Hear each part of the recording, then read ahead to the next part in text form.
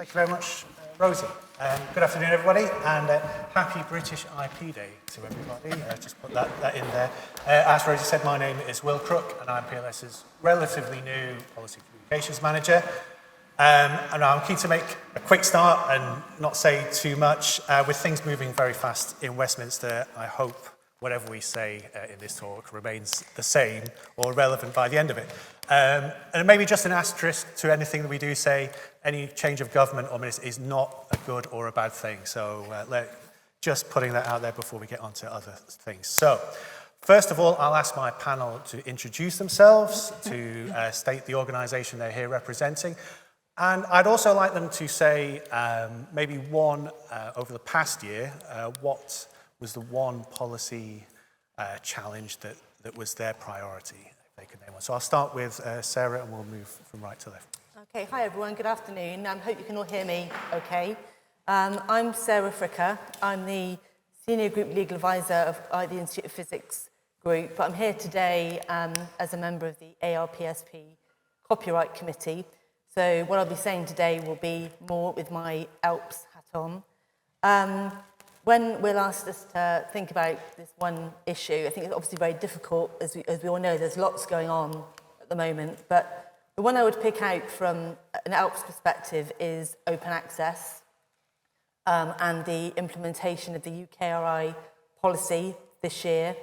I know that in particular, smaller society publishers are just getting to grips with that policy and what that means for the manuscripts that they publish. Just by way of reminder, as I'm sure many of you know already, what that policy requires is that any article that's funded by a UKRI funder has to be either published gold open access, so immediately available, or at the very least available the accepted manuscript on a repository immediately. So there's a lot that's going to happen in that field, but certainly in the last 12 months, open access is a very big thing that we are all grappling with. Excellent, Sarah. I think we'll be touching upon that a little bit later. Brilliant, though. Thank you. Hi, everyone. I'm Saskia Abdo. I'm the Director of Policy and Public Affairs at the British Copyright Council. Since I started my role back in September, which is still not as new as Will, but I'm gonna plead the fifth and still say I'm relatively new. I'm going to go with the balance between fostering innovation and technology and protecting rights, which means, of course, I'm going to be picking AI, which we're going to be talking about a bit more later today. Excellent. Thank you very much. Hi there, I'm Katrina Stevenson. I am the General Counsel at the Publishers Association. And so my remit is everything and anything legal, but also I oversee our anti-piracy enforcement work as well. And the issue that I'm going to pick is the issue of exhaustion of rights, which I can explain a little bit later. But you may have been aware of it as a kind of cross-sector campaign called Save Our Books that we were involved in together with some of our partner organisations. And it's to do with the UK's choice of future exhaustion regime now that we've left Europe. And that's probably the thing that has been our biggest issue in the sort of time frame of the last 12 months. So obviously lots of work in kind of engaging with parliamentarians and IPO officials and government officials and surveying our members and modelling the impacts of all the different options, as well as sort of analysing complex legal issues around what will happen if we have different regimes and looking at international examples and how they've worked or not worked, of course, as well as responding to the consultation itself. So that was a really big piece of work for us. Excellent. Hi, everybody. I'm Richard Fisher. I'm the academic and policy correspondent of the Independent Publishers Guild, for whom I work on a terribly part-time basis, officially about 2 days a month. It's a bit more than that in practice. I've worked in the sector for 40 years next month, 30 of them at Cambridge, where I used to run the academic publishing bit. I chair the trustees of Yale in London and work for 1 or 2 other university presses. I've been, like Sarah, massively involved in open access and open everything for the last millennia, it would seem. I sit on the British Academy's Publishing Committee, involved with the various... Apologies for the acronyms. You must say to the academic publishing people here, if we use too many acronyms, put your hands up, because you won't know what half of them are. So we won't do that. But like everybody, I've been worrying about open everything, not just open access, open research, open education, which is an issue for many of you, and what our European colleagues would call more broadly open science, to mean everything, Wissenschaft. So those are the things I'm worrying about, we've been worrying about at the IPG. Lovely. Finally, Seb. Hi everyone, I'm Seb. I do the policy and public affairs work at the Professional Publishers Association. That's the UK trade body representing magazine media publishers in the UK. I know that we're going to talk about the Digital Markets Unit later, so I'll save that. But another key issue that we've been working on at the PPA is the Online Safety Bill. This is a really landmark piece of legislation that is basically seeking to prevent online platforms causing harm to users. The problem with that is that placing duties on these platforms can inevitably conflict with freedom of speech, and so we've been working very hard to ensure that newspaper and magazine media is not inadvertently protected so that UK citizens continue to access trusted, reliable content. Super. Thank you very much, and thank you very much for giving us your time to join us today. As I said, it is British IP Day, and there are quite a few threats to copyright that are ongoing currently. By the way, there will be questions towards the end, so if there are anything that springs to mind, we'll give you 10 minutes or so to ask questions to the panel later. But the first thing we're going to deal with is the AI and IP consultation response that was recently announced. I think it was last week. But before we go to the government's announcement, Sarah, could I kind of turn to you first? I know that ALPS submitted a response to the government's consultation that took place early this year.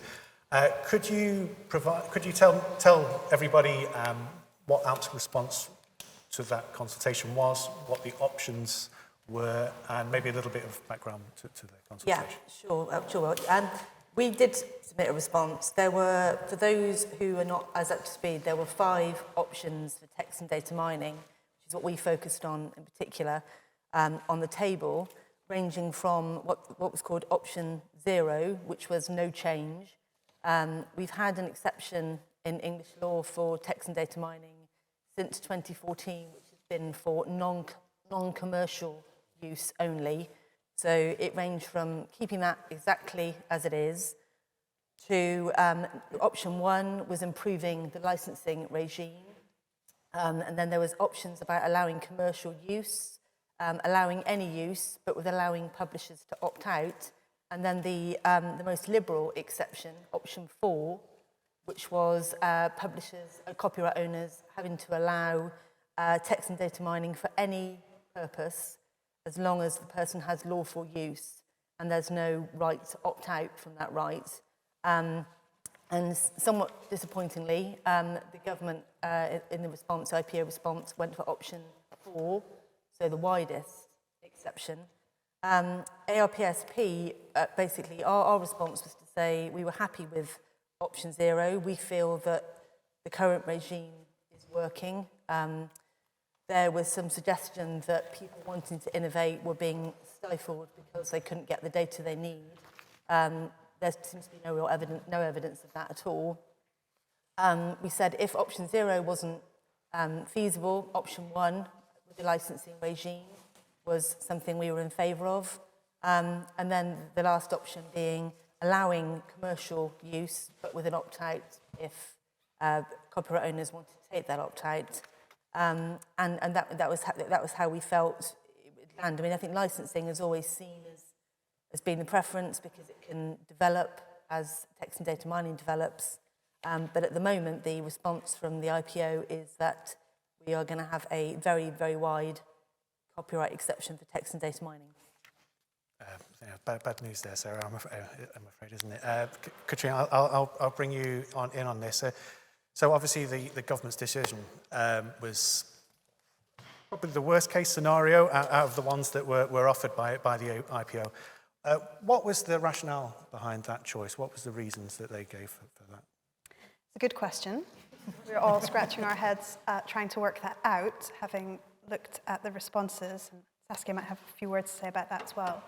I mean, just for taking for a second what they said the rationale was, they basically say that the exception will bring benefits to a wide range of stakeholders, and It will reduce the time needed to obtain permission and pay fees to multiple rights holders, and so it will speed up the TDM process and the development of AI, although it's text and data mining for any purpose, not for AI that they've made. It is, as I said, it's difficult to see the justification for that, for what I've just said in the submissions that are made. They also say that the changes will make the most of the greater flexibilities following Brexit and help the UK be a more competitive location for data mining. And that the places where they do have these more sort of draconian text and data mining exceptions, such as Japan and Taiwan and Singapore, that having those encourages AI development and other services to locate there. And then its reason for not sort of taking on the reasons that Sarah's organisation and ours gave about for championing licensing as the right option seemed to be, well, there's no quantitative data to back this up. But I think they kind of asked the wrong question there, because what they've done is made text and data mining exception for anything. But of course, everybody was focusing on AI, and I think possibly they need to look at that again, because they probably asked the wrong question there. But yeah, I mean, all things considered, it is difficult to find the justification, and obviously we're still piecing this together. But I think it does feel a bit like a sort of ideological kind of political decision that was thought to be the right thing, but that actually there isn't as much support for as the response suggests. And even tech, looking at some of the responses, haven't gone option 4. They've gone sort of more down the middle, the option 3 with the right holder opt-out like we have in Europe. So it is difficult to see a justification for that. Actually, you did mention, Saskia, you've actually looked at every consultation response, so well done for that, for going through all that. What was your kind of takeaways from the responses there, and how does that marry up with the government's response, if it does at all? If there is any connection. So spoiler alert, before I go through the analysis, it doesn't match up at all. That being said, there's a few interesting points about the narrative that framed the results that you touched upon, but I'm going to build a bit more. And it was actually the fact that there was added justification in the narrative about the fact that they knew during the decision that was going to be very unpopular with rights holders. They even noted how many rights holders had responded to consultation. They even noted the fact that rights holders were pretty much unified in their preferences for option 1 or option 0. There was some differences here and there, but what's really, really fascinating here, and that's just purely from a discursive perspective as opposed to the decision, was that there was a lot of framing and there was a lot of wording to kind of say, we know this isn't unpopular, we know we're actually going against a huge majority of the sector, not just a huge majority of the sector, but a huge majority of the sector which has actually been unified and has actually responded to a consultation. Normally, when you have these kinds of pieces, you don't expect a unified response from across different sectors. I used to work in health policy. One of the tricks we often used to work with was the fact that we had 5 different ideas for fixing health policy. So as a result, there was a bit of a game of whack-a-mole when it came to picking the right policy decision. Here, there was no opportunity for that when it came to narrative because we all agreed, option 0 or option 1. Now, when you look down, this is why I would say anybody who's interested in doing policy or influencing this kind of decision, it really, really does pay to kind of go through all the different responses. There were 88 of them, give or take. About a third of them did not even touch the TDM exemption at all. So you reduce that to around 50. Of those, half of them, give or take, 27, came from rights holder organizations. So again, think about the proportion of the evidence suggested here. And of that, most of the tech companies that actually responded, and this goes to the importance of actually answering the right question, 2 of the ones that actually opted for option 4, keep in mind, just so everybody remembers, that means no creator opt-out. Even tech companies that chose option 4, quite a few of them said creators should still have an opt-out, which means that they were really saying option 3. So this is why it's really, really important when it comes, if you're going to challenge a government decision, you can't really accept the final decision for what it is, or a submission or an announcement for what it is. You have to actually look through, really unpick it and say, actually, is the evidence as strong as you're making it sound? Does the evidence match up? Not just our sector, but other sectors who corresponded. Are we in agreement? Or is there some balance here? And once you kind of know, really this is where knowledge is power, once you get those information out and you have a concerted effort, you actually do have a chance to actually have a bit more of a discussion and potentially change. So I'm a bit more positive here. I'm going to try to end this on a positive note. I think that this is a starting point for negotiation, for conversation. I don't think this is necessarily the ending point of where we're going to be on TDM. Excellent. Well, thank you very much for that. Some reassuring words, and I think very important to hear those words, because I think it's one thing to say that the exception that's proposed would affect all publishers rather than just science or anything quite like that. So it's quite important that this gets fought. Katrina, to kind of turn to you before, you mentioned this about some examples abroad, and I think the consensus was that the response would be something along the lines of the EU exception. Could you maybe just give a very brief overview of what the EU text and data mining exception is compared to what's been announced? Yeah, so in the EU they have essentially option 3. So they have TDM for any use, commercial or non-commercial, but right holders can opt out individual works, sets of works, or all their works that they don't want to be mined. And it's a little bit early to have data on the effect of the directive on TDM practices. I think from speaking to my European counterpart, it seems that there are a number of member states, I think around 10, that haven't actually properly implemented it yet. So our colleagues in Europe are working on a tool that helps right holders kind of express the process of opt-out in a manner that's machine readable. And I think another point that's worth sort of making in the kind of international context is one about the UK's obligations under international treaties. So there's something called the Berne Convention, which is an international agreement the UK has signed up to, and it contains something called the 3-step test, and that confines exceptions and limitations to exclusive rights to certain special cases where they don't conflict with the normal exploitation of the work, and they don't unreasonably prejudice the legitimate interests of the right holder. So there's some serious questions to be asked here about whether what the decision they have made actually goes beyond the requirements of that test. And I also understand from my European counterparts that when their law was being discussed, one of the main reasons they understand why the opt-out went in is because of the Berne Convention argument. So that's obviously something that needs to be brought to the attention of... Yes, Saskia, go ahead. And just very quickly to build on that, the question about the European precedent was directly included in the consultation. And it's worth noting that there was actually no evidence from respondents either on the tech side, the library side, or any rights holders on how it actually engaged with the EU component, because like you said, there simply isn't any evidence at this point. Okay. Excellent. I think I know from PLS side, and I believe Alps in the Berne 3-step test was mentioned as a problem in this. So yeah. Katrina, could also, I believe there might be a little bit of an update you can give me from what the Publishers Association have been doing so far. Is there anything you may be able to say on this? Yeah, I mean, so if they are going to if they're going to make a change like this, they need to pass primary legislation, and that could potentially be tagged onto another bill.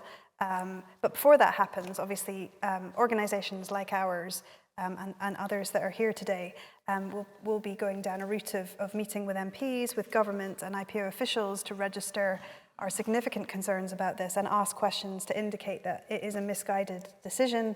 And this morning, our incoming CEO, Dan Conway, and others from creative industries, including film and music, actually met with the minister who has a responsibility for IP to raise a concern, and we're taking the issue forward with his office.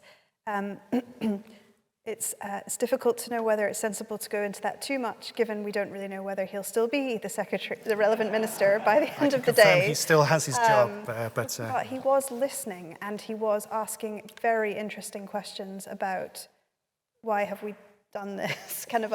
So it's from what I understand, it was relatively positive. But I'm just saying that cautiously because, as you know, things could completely change by the time we get out of this room. Yeah, excellent. I think everything we say has to come with an asterisk. If things might change or they might not afterwards. So yeah, but that sounds like it's fairly positive then. So we can end that segment. And obviously we'll be looking at international examples, speaking to our counterparts, looking at this Berne Convention question, also taking soundings from our members, which I'm sure other organisations are doing as well. So yeah, lots to do. I think everybody in this panel is doing roughly the same thing, asking members about this, looking for where we have the data to show things either way. I'm going to move on to the next subject, which is IP exhaustion, which I'm not going to ask anybody to give a kind of lecture on what IP exhaustion is, because we might be here all afternoon, I'm afraid. So we're just going to try and break it down to something where the things you basically need to know about it. Katrina, I'm going to come back to you if I may. Now, the government are currently considering whether or not to introduce an international IP exhaustion regime.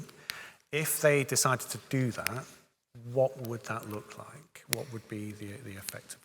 Okay, so I won't explain what exhaustion is, other than to say very simply that as a copyright owner, you're entitled to control distribution of an article in a territory where you own copyright for that article by either distributing the item yourself or by licensing someone else to do so. And that enables you to receive payment for the first sale. But after that first sale, you can't rely on copyright to prevent the resale of it because the copyright is exhausted. That's my one-sentence explanation.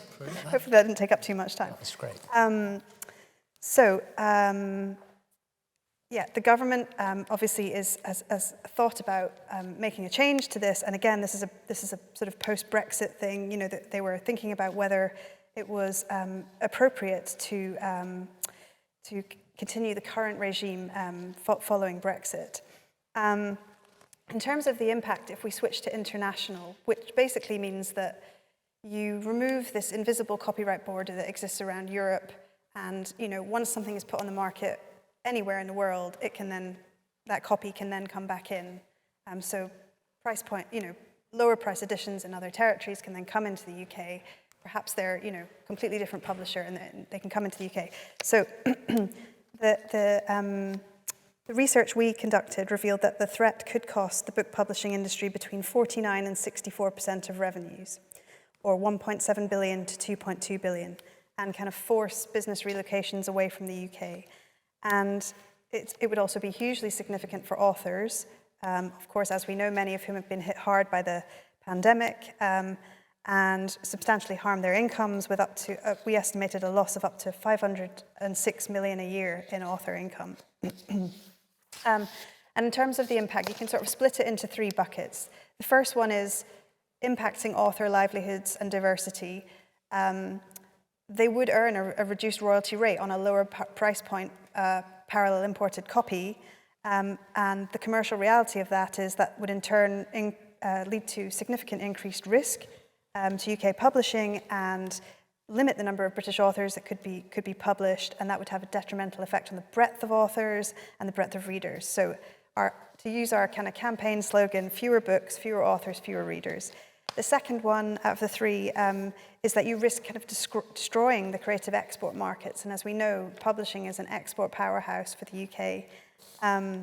But UK publishers often sell books at significantly cheaper prices in developing English language markets. And sometimes they even sell below cost for very good reasons. They're catering for the market at an appropriate price for that economy, and helping grow the market over time and avoiding piracy and all these things. But if you have international exhaustion, you kind of harm the ability to export to these markets because the cheaper exported copies can enter the market in the UK through retail giants or whatever. And if you have global rights, that may mean the prices go up. If you don't have global rights, then potentially your whole IP portfolio is at risk and can be decimated, kind of undermining the historic deals. So the risk is kind of the shift to the United States, obviously the other kind of Western English language global publishing hub, and the sort of over time Americanization of British culture with educational materials and spelling kind of making its way into our publications and kind of cultural erosion. And then the final of the three things is that the international regime benefits basically big tech and online marketplaces and not consumers or British businesses. And these online giants kind of reap the reward of a boom in parallel trade. So proponents of international exhaustion will say, well, it brings about lower pricing, but we're confident that that wouldn't universally bear out for books, and that there could be damage in other ways in terms of reduction of choice and poorer quality materials in the market, and that you unintentionally buy a book intended for another market, which might be a different education system or different cultural values or whatever it might be. So I could talk for longer, but I'll stop. No, that was very good, thank you. Now, the government, was slightly before my time at PLS, did consult on this, I believe, and there was a preliminary decision. So would you like to maybe go over what the preliminary decision was and what the kind of reasons were and why we're still waiting for the... Yeah, sure. ARPSP submitted a response to the consultation, which I know was broadly in line with the PA and other associations, which was to essentially leave things as they are, currently operating under what is labelled as a UK plus regime, which is where we were before we left the EU, essentially, that goods placed anywhere in the EU can be lawfully can be moved around, and the copyright owner can't restrict that, but only within those borders. The response that came was slightly concerning because it was worded as though there was some disappointment being expressed by the government that there was going to be no change because there was no evidence, with almost like a caveat that it might be looked at again. And the rumours that we are hearing is that it is still being looked at with the possibility of a change to broaden exhaustion. But we are keeping a close eye on that because for all the reasons that Katrina was just delighted on, we do see this as being hugely damaging if international exhaustion were to come in. Yes, I believe we got a decision before the end of the year, I think, and the IPO have listed it. I think it's March 2023. Yeah, no, corporate, yeah, so we are awaiting news on that between now and then, I guess. August, okay. You've heard it here first, folks. Yes. So August will be a chance of redoing the framework to gather more evidence to see if there's a way of changing the no changes default position, and then with an aim of actually making a final recommendation to a minister by next March. Excellent. Great. Thank you very much. That's very excellent stuff. Okay, so I'm going to move on again to this year's Queen's Speech, and we're going to talk about the Digital Markets Competition and Consumers Bill. So in the speech, the government made a promise that they would publish a draft bill, I believe, to give something called the Digital Markets Unit its powers. But Seb, I'm going to turn to you here because I know you've been working a lot on this. Could you maybe start maybe give a bit of background about who or what the Digital Markets Unit is and what they've been formed to do? Sure. So there's basically been an acknowledgement that the nature of digital markets has given rise to very few, very powerful firms. And it's the nature of those digital markets that mean that they have very entrenched market power. So we've had monopolies in the past, but the nature of the digital age means that they are going to stay monopolies unless there is effective regulation. There's a number of reasons for this. One of them is something called network effects. What that effectively means, if you use Google as an example, Google is the best search engine because it has the most data. It stays the best search engine, and there's very little way, as more and more people use it, for it to then be challenged. And then also, as more people use the service, the economies of scale kick in, and it's able to provide that service much cheaper than other companies can. There's also, in the digital age, sort of a wish on the behalf of users to do things very quickly. That's the power of default. We've all done it. When you get a cookie banner, you just click accept, and you're signing away much more data than you probably actually need to for the service to actually work. Then there's sort of asymmetrics with other businesses. So businesses like publishers, they're not able to access the user data that these platforms hold on their users, even though it's us that are providing the content. If you click on an article in Facebook, it goes to something called an instant article page. So you're still within the Facebook ecosystem rather than on the publisher's website. So these digital markets have created a wide range of harms. So for consumers like us, it means that you're giving away lots of your data. For businesses like publishers, it means that we're not getting a fair deal in digital advertising or when things are sold on Amazon, which I know that the PA is looking at a lot. And then also the government has recognised harms which aren't usually seen through a competition lens. One of them is harm to users. I referenced before the online safety bill.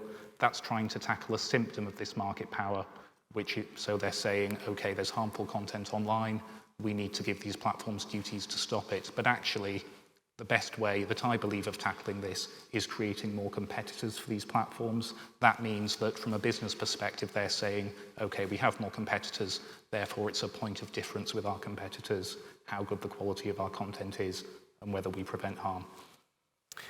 So the bill that we've been promised, or in its draft form, how will that change things for publishers? Say again. The bill that's been promised in its draft form, how will that change the situation for publishers? How will that affect publishers? So there's a range of things in terms of sort of magazine and newspaper publishers. One of them is the digital advertising market. You probably know the dynamics. For a few years now, publishers have been really struggling to get the necessary revenues from digital advertising. That's why you see a lot moving to a subscription model.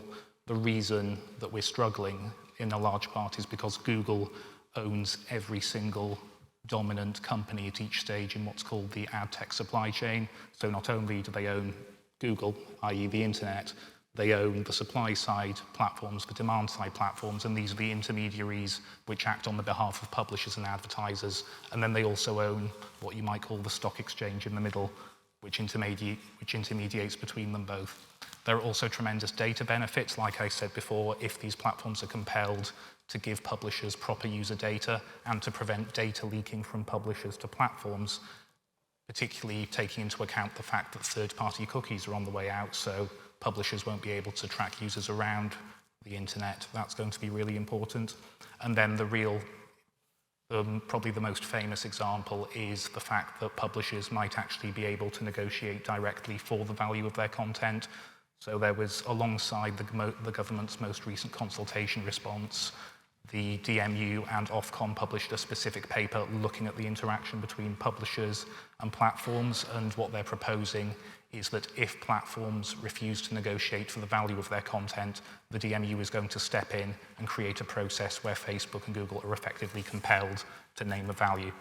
And that affects all publishers, I believe. Is it just news publishers or across the board? The terminology that they're using is content providers. So yeah, that's quite a good catch-all.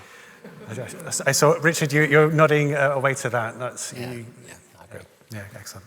And I mean, maybe anyway. Do we know when this draft bill is going to appear? Yeah, that's a point of some upset with me personally. So we were promised a draft bill in autumn. This is what the government does sometimes when it wants to commit to a bill, but basically doesn't have it ready. It says we're going to publish a draft. They've promised the draft, which we hope will be in autumn. The problem is with that is that it effectively allows the large platforms time to tool up with lots of lawyers and lobbyists to try and slow down the process. Ostensibly, it's to allow more scrutiny, but the first report that led to the DMU was published around 3 to 4 years ago now. We've had so many rounds of consultations, so many rounds of reports that effectively it's just What would you say was the reason for this? Is it just the government being slow? Is there any kind of... It's not a particularly sellable policy. Again, I'm going to compare it to the online safety bill. The online safety bill is a bill that people outside politics have sometimes heard of because it targets that symptom of harm, which is, horrible abuse, horrible racism, horrible sexism on the internet. But unfortunately, as is often the case, the remedy that's actually going to go to the heart of the matter, which is the platform's vast market power. Mark Zuckerberg, he probably doesn't like harmful content, but at the end of the day, harmful content is what gets clicks, gets likes, it generates interest. He's going to allow that content as long as it's a good business plan for him. Yeah, it's interesting to maybe referring to the online safety bill that there's a bit of a division even in the government or on the government benches to this. It's not. I think the principle is supported, but how that's done is, I think, it's still it's being debated as we speak. Excellent.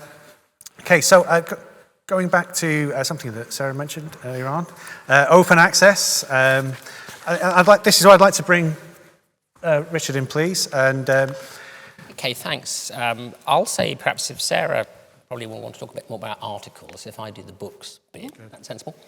Okay, apologies for those of you who aren't in academic or educational publishing. Open access is something I'm sure you've heard your colleagues talking about over the last 20 years now. And it's clearly, for those who are engaged, and I'll talk to you directly, the challenge coming up, the most important thing is we've had the UKR announcements which have come out. They went live on this April for article content, but we wait.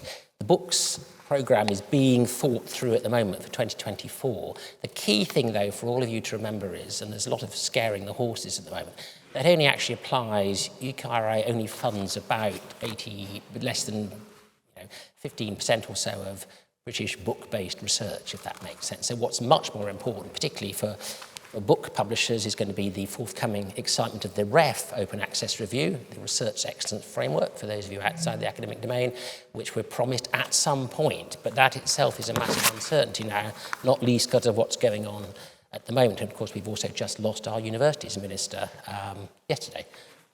So excitement never ends in this domain. I think two things, though, to say more generally about this. COVID has been the great accelerator, okay? It's not the great transformer, it's the great accelerator. And it's been the great accelerator in this context too. And I think you're also seeing that within universities themselves. I mean, it was always the case until, let's say, 5 years ago, that I remember research councils themselves used to reckon only about 20-25% of what are called pro-vice chancellors of research, the people in universities who kind of run the research programmes, who are actually interested in this stuff at all, really. But that's changing now, I think. Many universities' missions are moving in this direction. The whole policy and political dynamic is moving in one direction only. That said, there are still massive issues, particularly for smaller independent society publishers, the kind that Sarah and I hope to represent as this rolls forward. And if you like, the business model or models for monographic publishing under open access are still far from absolutely a million miles from any kind of global solution. Because the other thing to remember in this, which is a particularly UK problem, is the UK is a much more important producer of monographic stuff than it is consumer of monographic stuff. So there's the fundamental disequilibrium then, which the government in various manifestations has never been able to come to terms with. And it does mean, unlike, say, in North America, which has had a very different view of all this stuff. So I think we're all waiting to see, in a sense, what might or might not happen with the REF Open Access Review. Meanwhile, the UKRI one rolls on to 2024. Two things I'd like to plug. Those of you who follow these things, there's a very good, if you've got the time, 3¼ hour Research Libraries UK /COPIM webinar on open access monographs, which I sat through only last week with people like Martin Eve, who many of you will know much involved in. It's actually a very good watch as an introduction to the topic, obviously from one particular point of view. And I think that is going to happen. Also, more generally, another plug, nothing to do with me whatsoever, there's an absolutely brilliant glossary of open access terms. The Liverpool University Open Access Research Glossary is the best of its kind I've ever seen as a kind of idiot's guide to this stuff. It's really good. It's the kind even an academic could understand, if that makes sense. So those are the sorts of things that we're worrying about at the moment. Sarah's worrying about, obviously, related issues in terms of journals. For books, it rumbles on. They keep, the authorities fundamentally want to say they want to work with small independent society publishers, but they don't really know how to do so. They say things like, we'd like to talk to your data people. And you say, what data people? So those kind of conversations are happening all the time. But we'll get there in the end. Excellent. Sarah, do you want to I think for articles so far, there's a lot of work to be done in terms of implementing the policy broadly across the industry. I think what we, ARPSP, find that the main change is the introduction of more and more transformative agreements that institutions are entering into. And again, for those who are not as familiar with those, that's where traditionally the agreement between the publisher and an institution has been to allow the institution to read the content in return for a fee. A transformative agreement is combining the read and the publish elements so that authors from that institution can publish in that publisher's publications included within the one fee. So it means the publisher gets payment for the content that's being published, and the institution doesn't have to worry about paying individual charges each time their research is published. What we're finding in practice is that although TAs are seen as being the kind of answer in a number of ways they aren't always so straightforward to implement or to actually run when they're set up. And ARPSP has been working closely with Information Power, an independent consultancy, and Coalition S, who many of you will have heard of, to kind of help the smaller publisher by coming up with template agreements and workflows, so that actually they can enter into it and have real agreements that will help them and will make open access a reality for everyone. Because I think we all agree that open access is a good thing, that funded research should be available, but equally the flip side of that is obviously that publishers need to have the money coming in to be able to continue to publish and continue to innovate. So striking that balance isn't straightforward, but I think so far JISC are making great strides at working with small organisations to get those TAs set up and up and running. Yeah. I was going to mention if you had any tips for smaller publishers looking at that. Sorry, Richard, yes.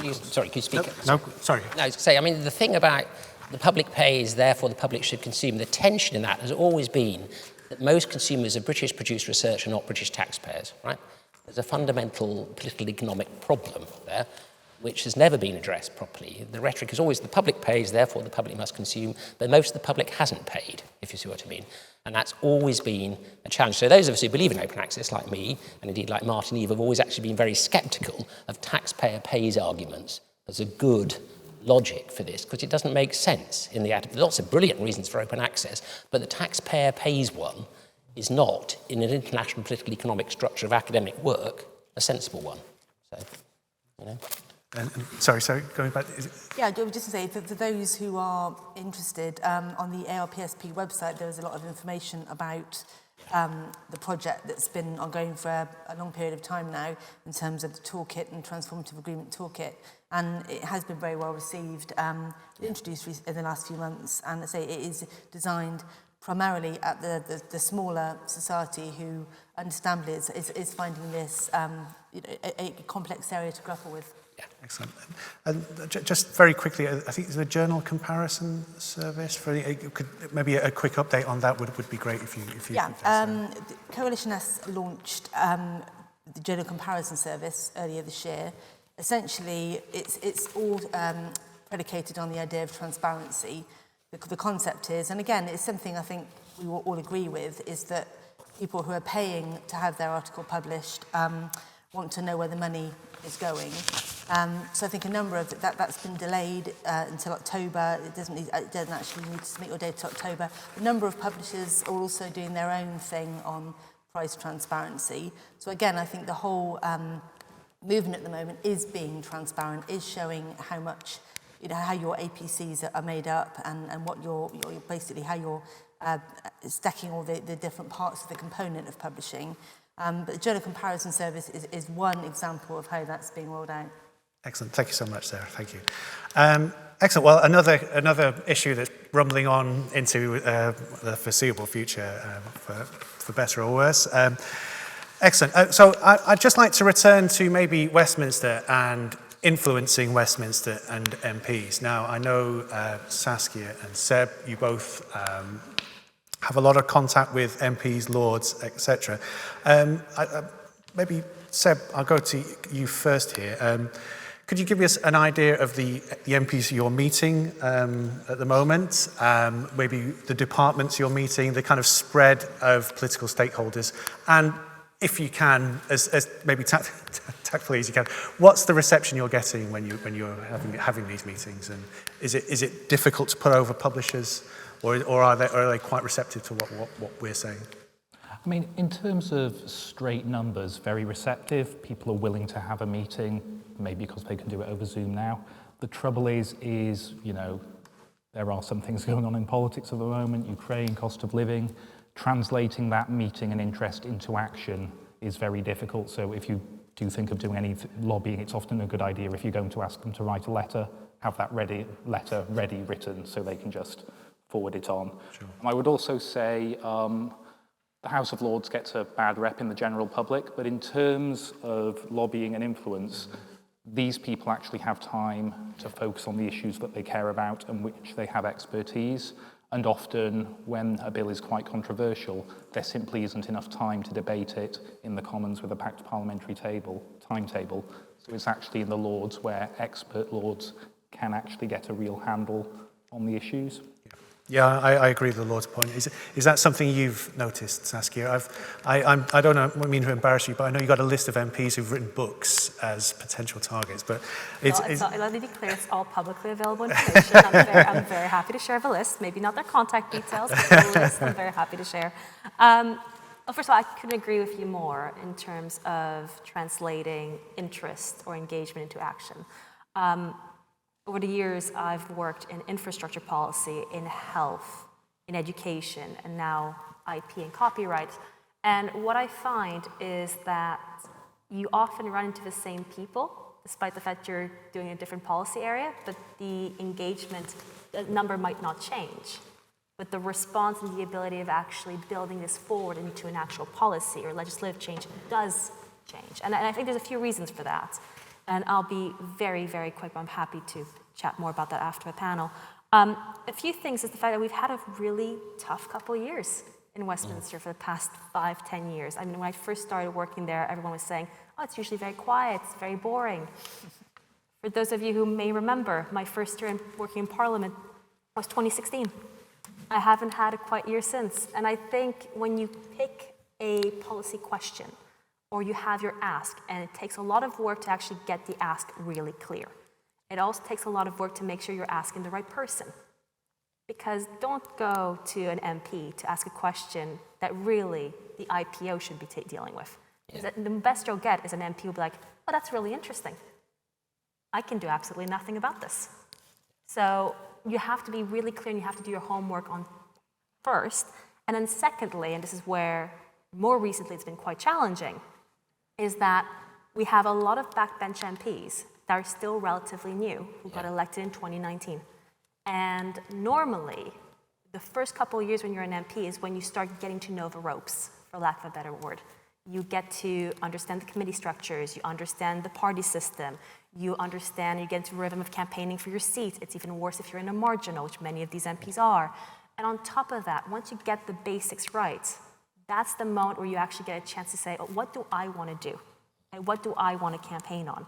And when you're not working in a policy area where the importance is quite clear from day one for a constituency MP, this is why health is an easier ask, because everybody has a relationship to health.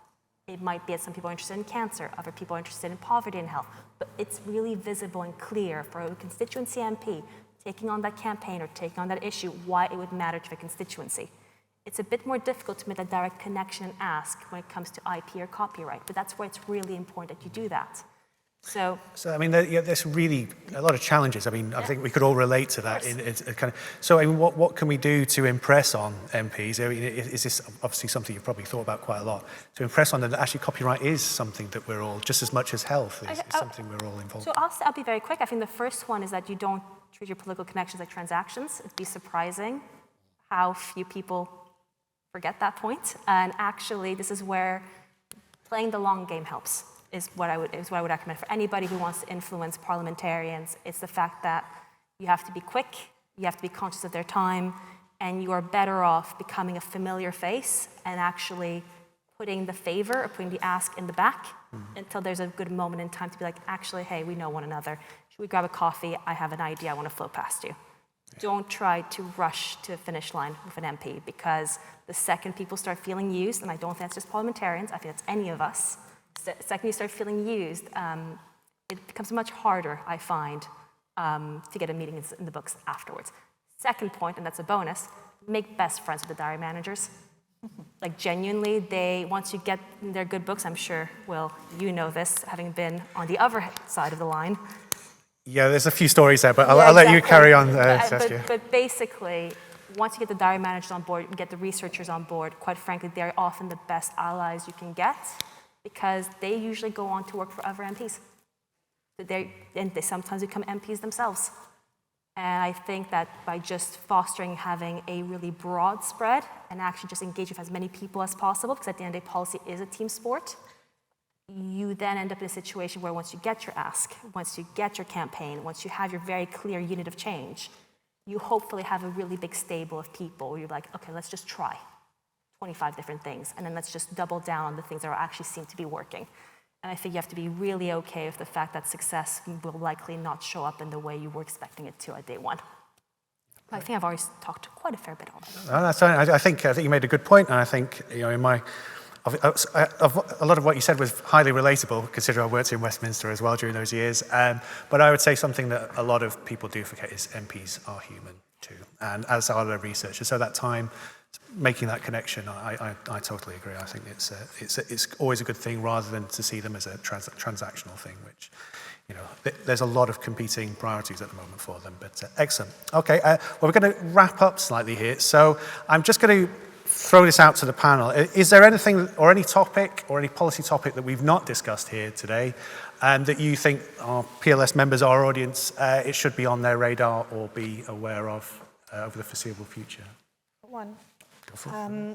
So for the education publishers in the room, the potential creation of an arm's-length curriculum body of extension of the Oak National Academy, which, as we see it, represents a threat to the commercial education market, because the government is talking about procuring a full set of curriculum resources to be made available to schools free. And we believe that the department can find a home for Oak National Academy and retain a kind of flourishing education resources market with a sort of light touch approach that avoids wholesale market substitution.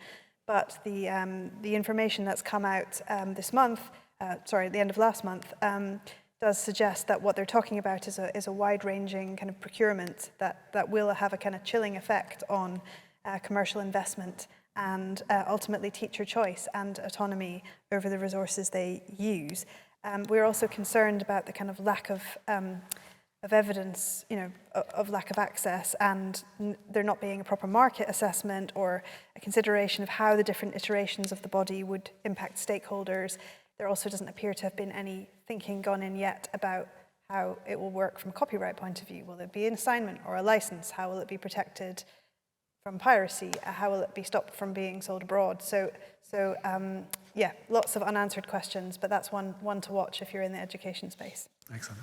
Richard, I've got one unmentionable word nowadays, which is Brexit, and the impact on supply chains, which I appreciate is slightly outside the PLS purview, but I'm sure everybody in the audience, particularly those who are selling significant quantities of books or other materials into continental Europe, will appreciate it's still what we scientists call a something mess at the moment. Things like gratis copies, right, which are really important to our industry. I mean, it's astonishingly complicated, isn't it? The process to get review copies, say, or gratis copies. These are things which really affect publishers' daily activities. They're massively, gritty in the system. And there's no political dynamic around this at all at the moment, even less after, if I may say so, the opposition's announcements this week. But it's still, we're kidding ourselves if it's not, in this particular context, a big issue. Whatever your thoughts on the whole, I can see lots of people in the audience nodding, this is still a big issue, and nobody is talking about it. Sorry. Excellent, that's good. Well, Thank you for raising. Yeah, is there any others that go for it? Well, one thing that I would like to mention is the prospect of an online sales tax. So the Treasury has consulted on this very recently. A lot of you will remember that in 2020, the PPA and PA, other organisations here, were successful in getting e-publications zero rated for the purposes of VAT. It is quite worrying that only 2 years later, there's now another prospect of an additional tax on reading materials, which are pretty essential for learning, for democracy, for media plurality. So, yeah, that's one thing to definitely keep an eye on. I'll keep it quite short. We've alluded to it, but I would say piracy. And I'll leave it at that, because I think everybody in the room will know why that's very important. I would say mine's probably research integrity is a big issue that we're grappling with at the moment, in terms of it's incredibly difficult to make sure that the content that you're publishing is not plagiarised or being used without permission, and that it gets increasingly difficult, I think, as people become that much more sophisticated about where they get the content from and how they include it. I think there was a Commons Committee investigation into that quite recently, which is well worth looking at, I think. Excellent. Okay, I'm going to throw this over to the floor. I think we've got 5-10 minutes left. Are there any questions? I think we have somebody roaming around with mics.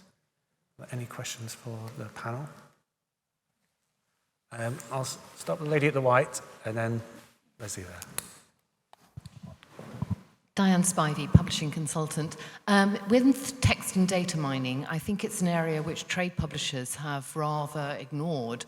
And I'm wondering whether it's something you could give us any idea of what the issue is or what the threats are, and whether there is an active use being made of that material currently, whether for commercial uses or otherwise, or whether we can just continue to be not really taking it that seriously in comparison with academic and scientific publishers. Good question. Katrina? I mean, the scope of the exception is so broad, it's kind of all text and data mining, which makes me think there's potential applicability for all kinds of publishers in there. I would say that I think we had more feedback from our academic and education publishers, but then the consultation was very kind of AI skewed, and that probably, caused people to think, as perhaps is going through your mind, as to what extent is this relevant to me as a trade publisher. It did also look at computer-generated works, and I know the trade publishers are a bit more engaged on that issue, but they've decided to make no change there. I think it's, as we've discussed today, it's such a fast-moving issue at the moment that it's probably a case of watch this space, and as we see kind of how it develops and what they actually ultimately decide to do. But yeah, it's still early days for analysing exactly where we're going to end up. Sarah? I think one of the biggest challenges is that there is no definition at the moment of what text and data mining actually is. So in theory, by removing the right for publishers to kind of put any contractual restrictions on it, it's going to be very problematic that if someone does something and says that they, badging it's text and data mining, then that could fall within the exception and if it is introduced, then until we get some cases from it, I think it's just been completely unknown for everybody, which is one of the biggest problems. Mm-hmm. Yeah, it's potentially super broad. Like if you think about a platform, a big platform like Facebook or someone else, are they going to want their platform to be mined by any user, and that mining used for commercial purposes, or things that are freely available on the internet already, that's a bit different to a publisher, because I think with a publisher, they might have to come and get the access in the first place, and therefore they have to come to you and get a subscription or whatever. But the content that is already out there on the internet, that kind of makes you realize just how broad this actually is, and like the number of stakeholders it will affect. Mm. I think it's worth remembering that there were a sliding door of options, right? And I think the immediate uses in the first 5 years, are probably going to be seen much more clear to certain sectors or certain stakeholders. But by going all out for the broadest possible scenario from day one, it's really, really hard to actually bring it back in line once issues or unintended consequences come back in, which is a very, very different policy approach to let's try, let's dip our hand in water, let's have a pilot, let's see where this goes. So I would say, and I would strongly urge anybody in the room, even if the immediate uses or consequences aren't clear, it's still worth taking a minute to actually play a game with you and your actual organization and say, well, what's the worst possible scenario? And then if you want to push it further, what is the most likely worst scenario? And I think if you take the time to do that, you may realize it may be longer in the long grass, but you kind of want to have a bit more control over the narrative than have it happen to you. Excellent, very good. Second question, I think Leslie had a hand up. Thank you all for your comments. I've really appreciated hearing what you all have to say. I think, because I work with Sarah on the ALPS committee, to second something that's been said by everyone, I think sometimes we have issues translating what we're talking about externally, whether it be, changing policy and government levels, but also internally, sometimes it can be hard to have publishing companies understand the importance of copyright and how this might actually affect their business. And the things we've been talking about today, whether it be exhaustion or the text and data mining exception, really can affect your business, whether you're in trade, whether you're an academic publisher, whoever you may be. So I really would recommend you to reach out to ALPS, the Publishers Association, STM, whatever trade organization, PLS. Everyone is working hard on this, but it is by listening to all of you, to all of the members, that we are able then to talk to other people. So do get involved, do reach out, to whatever organization best reflects your own interests. And then just a very quick question on exhaustion. We know that there's going to be a secondary consultation. Do we have any ideas if they're going to ask any other questions? Because we just had one 9 months ago. Is there anything different they're going to ask this time? Or is it exactly the same questions? Question. So we're all going to just be in exactly the same position in a month from now as we were 6 months ago? That's an excellent question. Saskia, I'm going to pick on you, I think, for this one. I'm going to go with a bit of in the thick of it type of answer. From my understanding, right now, what the policy leads on exhaustion are trying to do is come up with a new guidance framework in order to actually ask for new evidence. I'll be very honest, and this is my opinion rather than anybody else's, I expect it to be similar to the one everybody responded to last year, with some prompts or maybe some more particular asks, like can you actually say any reason why we can't do this? The more leading questions. But I expect this round to really cover most of the same material in order to help inform the ministers. If there wasn't a justification for it then, I don't think there'll be a justification for it now. We were so worried about it. We looked at it endlessly with, we lived and breathed it, like the whole organization. It was our main piece of work for so long. We spoke to so many stakeholders, publishers, We found the best evidence we could. It's not always going to be quantitative. Sometimes it is qualitative, and we gave that to them. And I find it hard to see how they're going to find the evidence they think they want that's going to tell them some, perhaps what they wanted to hear. But I mean, the related question is I've always wondered who was really driving it in the first place, right? It seemed to be unclear. Was there an MP with a bee in their bonnet, as happens? Was it organisational, institutional? What were the motors? As with open access, the motors for OA going back were not the ones people think they were now, if you see what I mean. So with this, do we know what the driver was? I don't know for certain, but obviously the government are very keen to find any benefit from Brexit they can. So it's obviously been kicking around a minister's briefcase for a bit. I'm not sure if that's what everybody else has heard on this. Yeah, I would agree with you on that point. The only other thing I'd add is that, especially for junior ministers, and I'm not pointing at ministers specifically, just in general, policymakers want to be seen to be doing something. Yeah. It's really, really, really difficult. I'm not saying this as out of empathy, just in general. It's really difficult to be a policymaker and be told, don't change it. And why I do think a lot of these issues keep coming back again and again, despite the number of ministers we've had or policy stakeholders we've had in this sector, is simply because it's kind of in their nature to actually say, well, is this it? Is this the best we can have? And start tweaking. And then often we say, no, please leave it as it is. Please don't break it. Oh, excellent. Are there any other questions? Maybe one final question? No? Excellent. I wholeheartedly endorse Leslie's message there that the trade associations we have represented here and the British Copyright Council, they do a sterling job representing your interests in Westminster and abroad or further abroad maybe. They do excellent work, and I hope that's been reflected in the answers they've given today. I'd like to say a few thank yous. I'd like to thank our panel for agreeing to come to this and contribute to what was been quite an informative discussion, and I made plenty of notes. I'd also like to add a personal thank you to each of the panel members here, because I think at one point or another you've helped me in my first 6 months learn acronyms, etc., etc. So you've all been really, really helpful to me. So I'd like to ask everybody in the audience here to please give my panel a very warm round of applause for